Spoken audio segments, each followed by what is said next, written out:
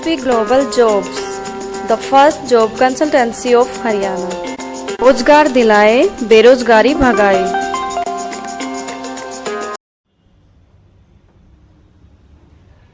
Hello दोस्तों, मैं हूं आपका साथी सुरेंद्र इंदौरा।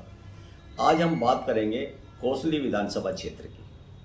कोसली विधानसभा क्षेत्र में आजकल एक मुद्दा बहुत छाया हुआ है कि क्या कांग्रेसी भाजपाई बनेंगे, मतलब क्या कांग्रेस के कार्यकर्ता कांग्रेस के उम्मीदवार को छोड़कर भारतीय जनता पार्टी के प्रत्याशी का साथ देंगे। यह मुद्दा 2 दिन पहले उछला है। अब इस मुद्दे पर ये क्यों आखिर उछला, इसकी गहराई में जाना बहुत जरूरी है। आप जानते हैं कि हरियाणा में जो टिकट का डिस्ट्रीब्यूशन हुआ है, उसको लेकर उस टिकट वितरण के बाद से ही भारतीय जनता पार्टी हो चाहे कांग्रेस पार्टी हो, दोनों में काफ़ी बगावत हुई है। और बगावत किन्होंने की है? उन नेताओं ने की है जिनको टिकट नहीं मिली। आप सभी जानते हैं कि भारतीय जनता पार्टी में भी टिकटार्थियों की लंबी लाइन थी और कांग्रेस में भी टिकटार्थियों की लंबी लाइन थी। और ये हमारे ज़िले में नहीं, रेवाड़ी में नहीं, बावल में नहीं, कोसली में नहीं, बल्कि पूरे हरियाणा में था।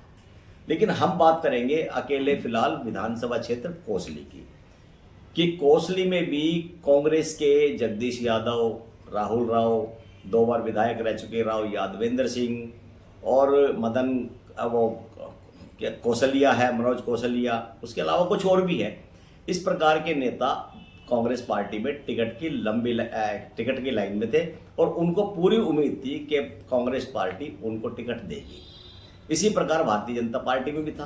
रोष उस टिकट एक को मिली है, इसलिए बाकी जो अन्य थे उनमें रोष होना भी जरूरी है।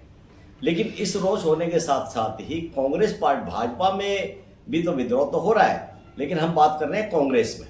कांग्रेस में इसलिए हम बात कर रहे हैं कांग्रेस पार्टी की कि 2 दिन पहले राव यादवेंद्र सिंह ने, पूर्व विधायक जो रहे हैं, 2 बार विधायक रहे हैं, उन्होंने एक पंचायत बुलाई और उन्होंने पंचायत में ये कहा कि 99% टिकट मुझे मिलेगी, क्योंकि मैंने लोकसभा के जो चुनाव हुए थे इस बार, उसमें दीपेंद्र यादव की भी बड़ी मदद की है, काफ़ी प्रयास किए, उसमें लोगों को अपनी तरफ किया, जिसका परिणाम ये हुआ कि पिछले लोकसभा क्षेत्र चुनाव में अरविंद यादव, भारतीय जनता पार्टी के जो प्रत्याशी थे, उनको 75,000 की लीड कोसली से मिली थी। मतलब 75,000 वोट फालतू कोसली से ले गए थे।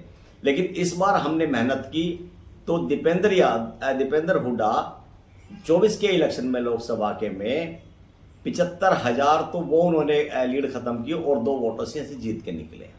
उन कहने का मतलब क्या है, उनकी जो कड़ी मेहनत थी, वो मेहनत तो औरों ने भी की है, लेकिन उन्होंने भी काफ़ी मेहनत की। इस वजह से और पिछले 10 सालों में उन्होंने कोई दल बदल भी नहीं किया। बेशक वो चुनाव हार गए, लेकिन पार्टी में ही रहे। तो पार्टी के प्रति उनकी पूरी निष्ठा, इसको देखते हुए कांग्रेस इस बार मुझे टिकट देगी, और अगर भाई नहीं भी दी तो भाई उसको नहीं जिताना। उनका ये कहना था कि उसको नहीं जिताना। अब उसको कौन था? आम आदमी में ये चर्चा है, वो यादवेंद्र सिंह जी बात कर रहे थे जगदीश यादव की। जगदीश यादव की क्यों बात कर रहे थे, इसके पीछे भी एक बड़ा कारण है। सभी जानते हैं कि रामपुरा हाउस और जगदीश यादव की राजनीतिक राइवलिटी है, पॉलिटिकल राइवलिटी, राजनीतिक दुश्मनी है। 36 का आंकड़ा दोनों के बीच में है। इसलिए वो कभी नहीं चाहते, रामपुरा हाउस नहीं चाहेगा कि जगदीश यादव एमएलए बने, और जगदीश यादव भी नहीं चाहेंगे कि रामपुरा हाउस से कोई एमएलए बने। या राव यादवेंद्र सिंह रामपुरा हाउस का हिस्सा है, राव इंद्रजीत सिंह के छोटे भाई हैं। इसलिए उन्होंने बात की कि भाई मुझे अगर टिकट नहीं मिली तो जगदीश यादव को नहीं जिताना है, जो उन्होंने बिना नाम लिए इनडायरेक्ट में कहा, जिसका अर्थ यही निकाला गया है जो उन्होंने यादवेंद्र ने कहा वो जगदीश के ऊपर कहा था। अब कल जो है, राव इंद्रजीत सिंह ने अपने समर्थक और भारतीय जनता पार्टी के प्रत्याशी अनिल यादव का नामांकन पत्र दाखिल कराया है। राव इंद्रजीत सिंह ने उपस्थित लोगों को संबोधित करते हुए कहा था कि हम चुनाव ये जीतेंगे, हम चुनाव जीतेंगे। ये पिछले लोकसभा चुनाव में भी जीते थे, इस लोकसभा चुनाव में चाहे जो भी हो, लेकिन ये कोसली की सीट जो भारतीय जनता पार्टी के खाते में आएगी। और इसलिए मैं अपने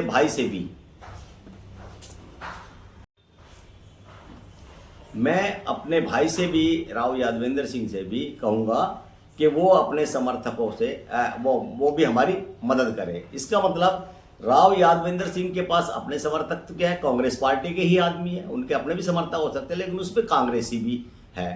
तो ये सवाल यहाँ ये हो रहा है कि क्या रावेंद्र सिंह ये कह रहे हैं कि भाई जितने भी कांग्रेसी हैं वो सारे भाजपा की मदद करें, भाजपा उम्मीदवार की मदद करें।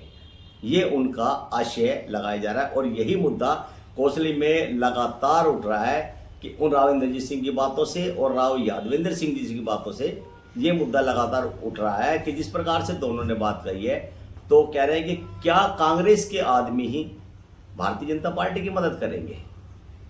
बात सोचने की है, हमें भी ज़्यादा इसमें खैर नहीं सोचना है। ये सोचना तो हम तो अपने खामोश रहेंगे इस मामले में, ये जनता को सोचना है और कांग्रेस पार्टी को सोचना है। हम इस बारे में ज़्यादा नहीं बोलेंगे, हम उस समय बोलेंगे 8 तारीख को कि जब उसका परिणाम आएगा। अब जगदीश यादव इस बारे में क्या सोचेंगे, ये जगदीश यादव को भी देखना है कि कांग्रेस कार्यकर्ताओं को या कांग्रेस कार्यकर्ताओं को देखना है कि वो जगदीश यादव के साथ जाते हैं, कांग्रेस पार्टी के साथ जाते हैं, या अपने नेता की बात मानकर पार्टी का दामन छोड़कर वो भारतीय जनता पार्टी को अपनाते हैं। इसका फैसला 8 तारीख को लगेगा। इस बीच जगदीश यादव को भी कसमकस करनी पड़ेगी। पार्टी के जितने बड़े नेता हैं कांग्रेस के उनको भी एक संदेश देना पड़ेगा कि इस प्रकार का मैसेज कोसली क्षेत्र में जा रहा है, ताकि वो कार्यकर्ताओं को समझा सके। हम खामोश हैं, जनता इस पे क्या कहना चाहती है हमारे चैनल के कमेंट बॉक्स में अपने विचार दें ताकि हमें आगे का रास्ता दिखाई दे। धन्यवाद।